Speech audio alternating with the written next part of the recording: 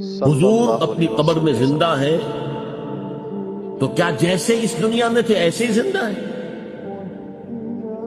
یہ موقف ہے ہمارے بریلوی علماء کا بھی اور دیوبند کے بھی بعض علماء ہیں، لیکن اہل حدیث اور دیوبند جماعت کے بھی کچھ لوگوں کی رائے ہے کہ نہیں، بے شک وہ برزخی زندگی ہے اور اللہ ہی جانتا ہے کہ وہ کیسی زندگی ہے۔ بے شک حالانکہ مسئلے کا حل کیا ہے؟ دیکھیے جو درجات ہیں انسانوں کے اہل ایمان کے، وہ 4 درجے ہیں۔ سب سے اوپر نبی، ویسے نبیوں سے بھی اوپر رسول، پھر یہ کہ نیچے صدیق، پھر نیچے شہید، پھر نیچے عام اہل ایمان جو نیک ہیں سارے۔ بے شک اب ان میں یہ تیسرا درجہ ہے شہید کا، جس کے بارے میں قرآن کہہ رہا ہے وہ زندہ ہے لیکن تم ان کی زندگی کا شعور حاصل نہیں کر سکتے، تم نہیں جان سکتے کیسے زندہ ہے۔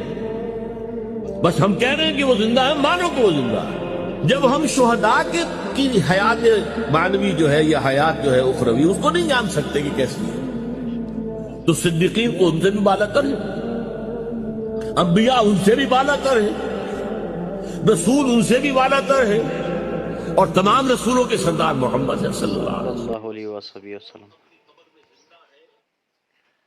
اللہ تعالی ہمیں کہنے سنے زیادہ عمل صالح کرنے کی توفیق عطا فرمائے اور دین کی صحیح سمجھ عطا فرمائے، آمین۔